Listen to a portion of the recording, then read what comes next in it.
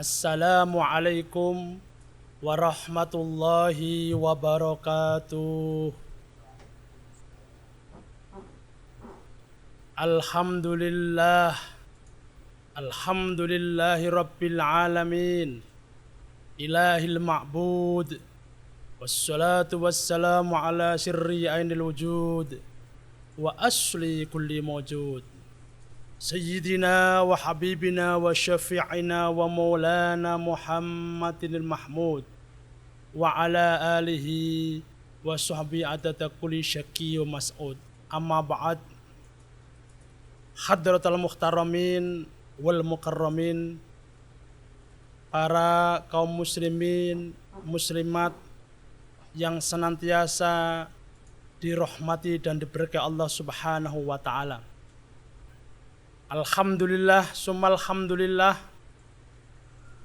Tiada hentinya kita terus bersyukur kehadirat Allah Subhanahu wa taala atas kenikmatan sehat, kenikmatan kekuatan, kenikmatan kesempatan, sehingga kita dapat berjumpa lagi dalam edisi Ramadan ini. Mudah-mudahan ibadah puasa kita yang sudah akan mencapai 4 hari ini diterima oleh Allah Subhanahu wa taala. Dan kita mudah-mudahan diberi kekuatan sampai menyelesaikan ibadah puasa di bulan yang suci ini. Salawat salam semoga tetap diaturkan kehadiran baginda Nabi besar Muhammad sallallahu alaihi wasallam dengan ucapan Allahumma sholli ala sayyidina Muhammad. Mudah-mudahan dengan sholawat terus kita lantunkan akan menambahkan mahabbah kita kepada Kanjeng Nabi Muhammad sallallahu alaihi wasallam.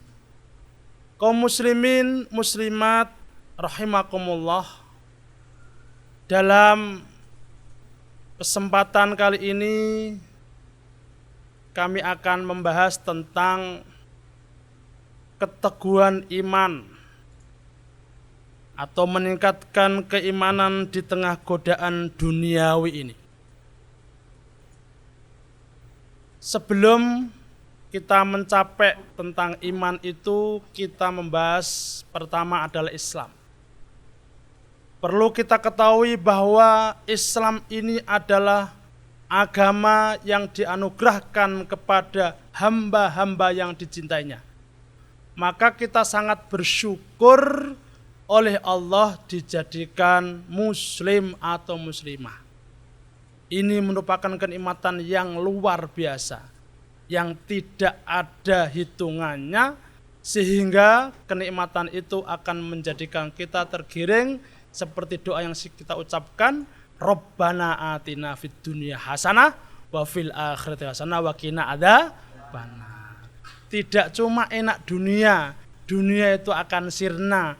Buktinya apa? Sampean dulu tidak ada, sekarang ada, kembali tidak ada lagi. Tapi kalau akhirat akan selama-lamanya. Maka jika ingin menikmati kenikmatan dua-duanya, pertama harus beragama Islam. Nah, agama Islam itu sendiri apa? Agama Islam itu agama yang dibawa oleh Nabi Muhammad sallallahu alaihi wasallam untuk menunjukkan umat dan menjadikan umat beruntung dunia akhirat. Kaum muslimin, muslimat rahimakumullah.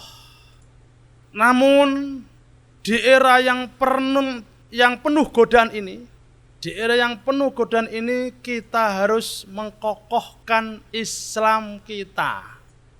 Jangan sampai kita ini goyah. Sebab ya, Islam ini adalah agama yang pilihan. Agama yang Allah kehendaki bagi pemeluknya, dan agama yang kelak di akhirat paling diakui oleh Allah Subhanahu wa taala. Innad dina indallahil Islam. Oleh karena itu, biar iman kita ini tetap kontinu, Islam kita tetap, kata Kanjeng Rasul sallallahu alaihi wasallam, Qala qultu ya Rasulullah qul li fil islami qaulan la as'alu anhu ahadan ghairak. Qala qul amantu billah tsumastaqim. Seorang sahabat bertanya, wahai Rasulullah, berikanlah aku yaitu perkataan, yang perkataan itu aku tidak tanya kepada orang selain engkau.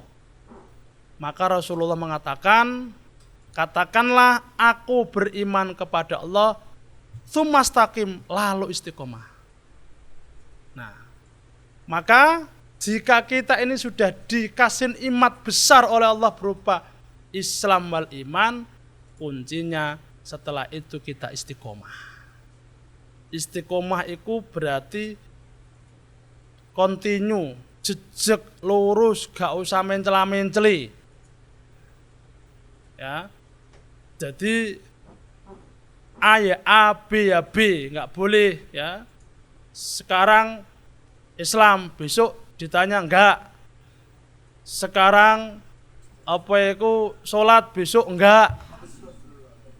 Bulan puasa ditanya Islam, ya Islam, puasa enggak. Itu. Islam, sholat masih belum. Maka kata Nabi Muhammad SAW, kalau kamu kepingin terus Islammu itu kuat, maka harus istiqomah. Nah terus Ustadz, istiqomah ini sulit. Apalagi godaan, Masya Allah ya. Nyari kerja sulit. Kadang kerja aja harus yang namanya ada kontraknya habis, selesai ganti lagi. Malah ada yang bertanya, boro-boro sholat, cari makan aja susah gitu. Ini termasuk godaan. Ini termasuk ujian.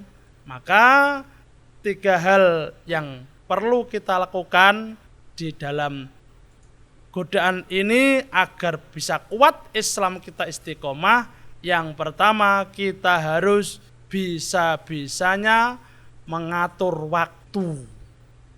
Ya. Waktu itu kita atur, ya. Istilahnya bisa manajemen waktu. Karena kata ulama, al waktu kasaif, waktu itu seperti pedang.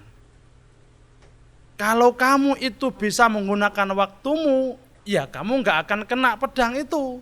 Tapi kalau nggak bisa menggunakan, kamu akan terkena itu. Buktinya, kalau orang ini nggak disiplin waktu, akhirnya kegiatan yang semestinya jam sekian tidak terorganisir jam sekian karena waktu. Yang pertama ini harus yang namanya disiplin dalam waktu agar Islam iman kita kuat. Sebagaimana juga makalah lain mengatakan al-waktu anfasun la ta'udu. Waktu itu seperti nafas yang ada di dalam tubuh kita. Kembali enggak? Enggak. Ganti lagi kan? Ganti lagi. Ini yang pertama. Kemudian yang kedua adalah pengendalian diri. Kita ini tidak melihat itu seorang ustadz, tidak melihat orang rakyat biasa, pejabat, pegawai, karyawan, semua itu tidak lepas dari godaan setan. Apalagi ya, kalau pejabat setannya malah gede. Kalau rakyat biasa setannya kecil, tapi kalau orang besar setannya semakin besar. Itu namanya nafsu, harus kita kendalikan. Karena apa? Karena macam nafsu itu ada 3. Yang pertama adalah nafsu amarah, yang kedua adalah nafsu lawamah, yang ketiga nafsu mutmainnah. Yang pertama ini nafsu amarah, dikit-dikit marah, nggak tepat waktu, nggak dinasihati langsung marah. Kemudian ada ngomong dikit, nggak klarifikasi, marah. Nah, ini jenenge nafsu sing gampang marah, jenenge amarah. Yang kedua adalah nafsu lawamah. Nafsu yang sangat besar ini. Karena apa? Menang-menang tapi ternyata yang lagi viral saat ini ya tentang Pertamina. Menang-menang seperti itu. Karena apa? Godaannya besar. Ayo ambil, enggak ada yang tahu kok. Ayo ambil, itu setan. Karena ingat, setan itu menggoda manusia seperti hanya aliran darah yang ada dalam tubuh kita. Terus. Karena ini janji setan. Tapi setan juga enggak akan berani barang siapa yang selalu ingat kepada Allah. Nah, paling gampang orang ingat ini, yang tidak sulit adalah sholat. Kemudian yang kedua adalah nafsu mutmainnah. Nafsu yang bikin orang itu selalu ingat dan selalu zikir kepada Allah Subhanahu wa taala. Sehingga nafsu ini yang tidak akan pernah digoda setan. Contoh anak muda sekarang ya, dijak keluar sama pacarnya ya. Cara Malang ujube ya. Yang ayo keluar. Mau kemana? Ngopi. Tapi berhubung orangnya imannya kuat, pacar iman kuat, dia bilang, tidak di inni akhafullah. Saya takut sama Allah. Ini nafsu yang luar biasa. Mau korupsi? Tidak. Meskipun tidak ada siapa-siapa, tetapi ada Allah Subhanahu wa taala. Enggak jadi. Mau yang namanya ngerasani di bulan puasa ini? Tidak. Karena Allah melihat amal puasa langsung dan mengasih pahala langsung. Saya enggak akan ngerasani. Saya enggak akan hasud dan macam-macam. Ini adalah nafsu yang luar biasa. Sulit, tetapi kita harus berjuang menjadi nafsu yang mutmainnah, yang selalu ingat kepada Allah Subhanahu wa taala. Kaum muslimin, muslimat rahimakumullah. Kemudian yang ketiga, agar iman kita tetap teguh, agar kita dijauhkan dari godaan duniawi, yang ketiga adalah tawakal kepada Allah Subhanahu wa taala. Pasrah. Manusia itu pertama adalah ikhtiar, pasrah, kemudian doa. Kalau orang itu pasrah tok enggak berdoa sombong, kalau pasrah tok kalau orang itu ya usaha tok enggak mau berdoa itu sombong, kalau berdoa tok enggak mau berusaha itu namanya kebodohan. Maka ada pepatah mengatakan usaha juga berdoa. Sia-sia usaha tanpa berdoa, sia-sia berdoa tanpa usaha. Ini kita adalah tawakal, berserah diri kepada Allah Subhanahu wa taala. Pasrah.